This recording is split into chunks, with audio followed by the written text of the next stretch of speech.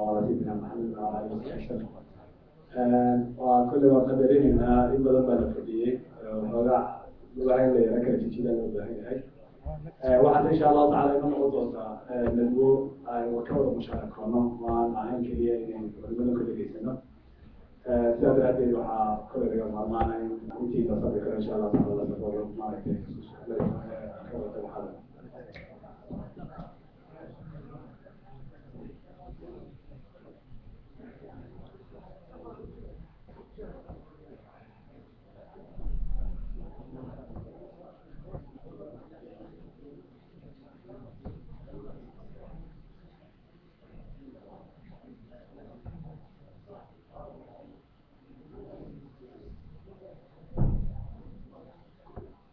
بسم الله الرحمن الرحيم الحمد لله رب العالمين صلى الله على سيدنا محمد وعلى اله وصحبه وسلم. معبيله راح كسي ولي دونا التحديات كما كسي ولي دونا waxaan insha Allah taala nadada ay ku saabsan doontaa mashaakilaadka ama hadii si kale u dhigana ama ka positive challengeska iyo taxadiyaadka haysta usrada ama qoyska muslimka ah ee ku nool Yurub ka haysta sida u tarbiyadeyn lahaayeen ilmahooda challengeska ama taxadiyaadkaas ama caqabadaadka ka hor iman kara usrada ama qoyska muslimka ah حيجي إن أنت ولا أجنبي مرة أخرى كدنا إن شاء الله تعالى إنه ولا حنو إن عروشة نحقق حلقة أو سولوشن وهيبقى تحديات كان إن شاء الله وحنصل من دونا تحديات كمان مرة إلى أن قايب إنه سطح قيبات قيب تأخيرة أو قصيصة وصلنا الدحية باللفت جيدة يوم environment المسلمين تأيه كوعد وليسن عدودو إنه هاي waxayna ay qoysas yar oo hadana qoys ballaaran ah oo mujtamac ballaaran ku dhexnool marka qaybta dakhliga waxa uga jeednaa qaybka usrada hoose ee reerka iyo usrada ballaaran ee muslimiinta khaasatan Soomaalida ah ee ay qobaha ku wada nool dhinaca khaarijiga ah waxa uga jeednaa cidii ka baxsan dadkaas ay soo tilmaamay qoyska iyo dadka community-ga muslimiinta ee Soomaalida ka baxsan ee bulshada kale ay la noolnahay taxadiyaadka inaga iman kara iyo environment-ka ku noolnahay taxadiyaadka inaga iman kara waxaan uga leexanaynaa insha Allah labada guddiga dakhliga hoose iyo midka khaarijiga banaanka ah mid kale oo aad caalamku aad inala wadaago oo ah tarbiyada ka guud ahaan reerka usrada taxadiyaadka ilmaha inay tarbiyadeeyaan ka guud ahaan ka hortimaada maxay ka maxay oo ay taas ay inala wadaagaan dadka inala degan دي كستها هاتو عدد عالم كتجد نوع مركز هو عالم كتجده بود هذا ذاك الحي ممكن تاك كبحنا إن شاء الله تعالى وعلماء عن سنين سطح قيبات سطح مدخلين وكرة سنيان وحنسوا الحمد لله إن شاء الله تدوينه إن قفل بمركز سخيك سوكا قاتو تحليات كإسلام معنا وحنمكا كتب له الحمد لله إن شاء الله تعالى إن الحروش يستحقنا وأنسنا قرنين إن شاء الله تسكي تحديات مشاكلات وعيه إن أسمع أكثر أنا مركز فلوش العيه وحيانا خداع كل رأيين إن شاء الله تعالى وحكوه رئيسينية وطبعا سوا كان محاضرة عملنا دول اللي ياخذ بين الشيخ عبد الرحمن الشيخ محمد طيب والشيخ حسين إن شاء الله تعالى كوه رئيسين دونا التحديات الداخلية حيث أسرة مسلمة جوكتب قربها سيدي أسرة ما يلا هاي مستقبل كتير كعصب أما تربية يوصل من العيد المهودة الشيخ حسين مقصود وين يا فريق فضل مشكور. بسم الله الرحمن الرحيم الحمد لله رب العالمين والصلاة والسلام على أشرف المرسلين سيدنا محمد وعلى آله وأصحابه ومن تبعهم بإحسان إلى يوم الدين أما بعد وحويان أرتا تاس وحوي ووح عن هو دنهاي أو أنا سجل منهاي أدينك إياه أنا وأنا سجل منهاي يبقى مثلا بقوليها إياه كتاجن إياه أسروين كتحدودا وحاو جرا وعدول هو أبتهاي أما سأدينك هذا يجا أقوام بدن وحويان هدي دتك وحويان سيدي أوشيجي مثلا بشيخ عبد الرحمن جزاه الله خير وحير مثلا تحديات مثلا قفبة غنية أو تاجرة marka qofkii taajirka ahaa وحويا وحو مثلا بأركيا أبيه صاحوله ورعدي سيبوهلي قددي سيبوهلي عشدي سيبوهلي مركا إنو سيحدو أيا وعد marka taas weyna haysataa oo waxa weeyaan waxa la yiri qofkii waxa mesela guriga farinteerka buuxa oo waxa la wixii ilmuhu u baahdaan farinteerkii baa laga helayaa jalaata hadduu u baahdo haddii uu u baahdo mesela cabitaan hadduu cunitaan u baahdo marka asagii waxa mesela waxa weeye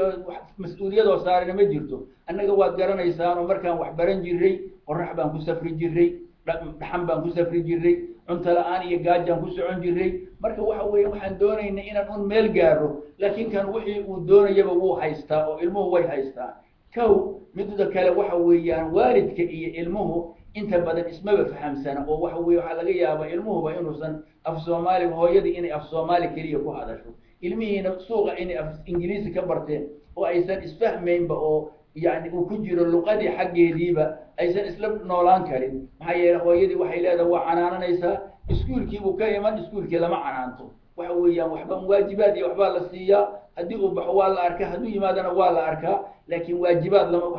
لما عنانتو أو لما ادلو لكن هويدي وعنانا نيسا مركي أي مسألة بفهم ويدو وماشو وسكجيفو وعنانا ودقي سيدو كالب وعنانا سلم قيلة ماشي كبلابن ilmihi waxay noqonaysaa inay gurigeena nacaan oo karaahsadaan oo masalan ay ka jeclaystaan inay dibadii joogaan dibadiina hadiyaa u jooga dibadii waxa u jooga kuwa khayr beelayaal oo ama magaranaysa khamro iyo balaayo iyo dhibaato iyo daroogo kuwaas u jooga oo hogaaminaya marka waxa weeyaan gurigii dhaxdiisa ayaan la isfahmaynin oo caruurtii iyo waalidkii ayaa waxa ka jira isfaham la'aan aqoon la'aan baa jirta waalidkii aysan aqoon u lahayn وأيسن كعاونين مثلا دروستي للسوسي يهم وجه أيسن كعاون كان عرورتي مركب وحودي مثلا وضوء يهاي متعلم يهاي إسلامته أي متعلمات هاي وعرورتي مرة على مركب إسكول كي ماذا أي كعاون هيان وحويه وحد إلى هاي الماء وضياشه أو جرجة إلا يتكفهمه وحن ورصدنين قلا هندي هو مثلا إيشيان أيام ورصدي شنت مع الموت بمدرسة اللجية maxaad u geysaan baan oo maalin walba wixii mana soo koraan oo hadda wax soo baxay oo ma aragno cilmi badan iyo quraan xifdis badan ma aragno maxaad u geysaan maalin walba waxay yiraahdeen waxa weeyaan markay iskuulka tagaan waxa lagu shubayaa waxoodii iyo kiristaan iyo xaraan iyo dambi waxbay ku shubayaan wixii baan doonaynaa inaan ka shubno oo masalan kalimatu tawxiid iyo xoogaa inaan wax u sheegno ayaan doonaynaa wixii ay ku soo shubeen baan rabnaa inaan ka shubno marka waxa weeyaan waxa naga xoog badan bi'adii waxa weeye ilmihii haddii aysan waalidkii fahmaynin waxay qaadanayaan laptop bay qaadanayaan hoostu gashanaya maanta caawo dhan ama filim ha eegto ama ha eegto dirs ha eegto waxaasuu hoosta gashanaya oo kusoo jeeda waalidku ma oga waxay wadaan ama telefishinkiibuu hoos fadhiisanaya marka waxa weeyaan isfaham la'aanta guriga ka taagan oo waalidka iyo aysan isfahmaynin midda iyo dhaqaalaha yaroo ay haystaanoo ilmihii ay waxay cunaanna haystaan waxay cabaanna haystaan waxay masalan bawdaanna ay haystaan waxa weeye oo aysan haddii noloshii aysan fahmaynin meeshay ka yimaadeen ma yaqaanaan dadkoodii ma yaqaanaan marka waxaa la doonayaa in wixii dadkii masalan waayeelka ahaa oo guriga naftoodii in wax la baro oo wixii ay barteen ay caruurtii kula noqdaan annaga waxa weeyaan haddii aan nahay masalan waxa muxaadaradii baan nimid muxaadaradii haddii aan nimid oo aan soo fariisanay waxaa la doonayaa rubba muballighin aw caamina saamic bi rasuulku calayhi salaatu wasalaam qof wax dhegaystay ayaa wuxuu ka khayr badan yahay midkii maqlay war wixii aad meeshan ka maqashay oo darsigii aad qaadatay waxaa la doonayaa intaad masalan wax uun qaadatid oo xifdisid inaad gurigii kula noqotid oo aad gurigii wax u sheegtid oo wixii masalan muhimka ahaa oo la sheegay aad wax ka qaadatid baa la doonayaa oo aad gurigii kula noqotid oo haweenkii masalan duruusta dhageystaan oo yimaadaan masaajidda iyo meelaha wax laga aqriyo odayaashu yimaadaan wixii aad akhriso aad caruurtii wax u sheegtid laakiin masalan waxa weeyaan laa faaqidu shay'in laa yucdiihi qof aan waxba haysan oo waxba aqoonin cid kalena wax ma siin karo odayga hadduusan wax aqoon habartii wax aqoonin caruurtiina wax ma bari karo caruurtii iyaguna waa kala didayaan nas'alu llaha alcafwa walcaafiya جزاه الله خير شيخ حسين وحنا وصل كوبا انت مقاطعات وكوبا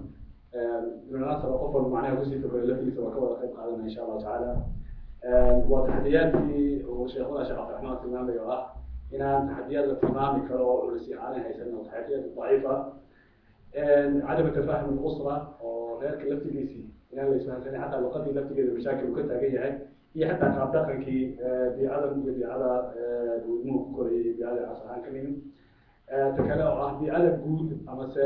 environmentiga guud uu qofku uu ku nool yahay aad moodo inuu laftigeedu inaga xoog badan yahay oo mashaakilkaas iyada lafteeda culays kale culays ugu hayo iyo mawduuca ugu dambeeya uu kusoo gabagabeeyey sheekhu ahaa aqoontii oo laftigeeda aad moodo inay usarkii laftigeeda ay ku liidato oo ilmihii wixii loo kordhiyey iyo wixii maaragtay la gaarsiinayay laftigeedu halkaas uu dacfiyo ka jiro waxay kamid yihiin marka waxyaabaha dhibaatooyinka hor taagan ee aan u baahanay insha allahu tacala in xuduud u helo inagoo uga fekerayna qaabka positive ah oo ah dhibaatada waxay meesha u taallaa si uu xal fiican iyo maaragtay horumar fiican insha allahu tacala ugu yimaado waxaan uga gudbaynaa nuqdada labaad oo ah ataxdiyaat alkhaarijiya amase challengeska iyo dhibaatooyinka banaanka ka ah bulshada iyo maaragtay usradaas oo ah bulshada guud aan kula noolnahay khaasatan qurbaha ah usrada culayska ku haya muslimiinta ah ee iska hor keenaysa in iska hortaagto inay si tarbiyad fiican ay siiyaan ilmihii waxaan ku gudbinayaa sheekh maxamed tayib falyatafadal mashkuur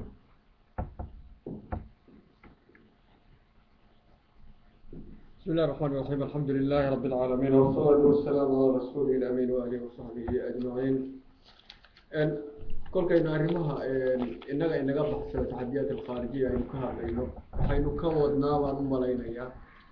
هذا جارية مسلمات دعنا هاي مثل إننا أنا هاي فان أورينا واجبنا وإننا دول إننا فكري هان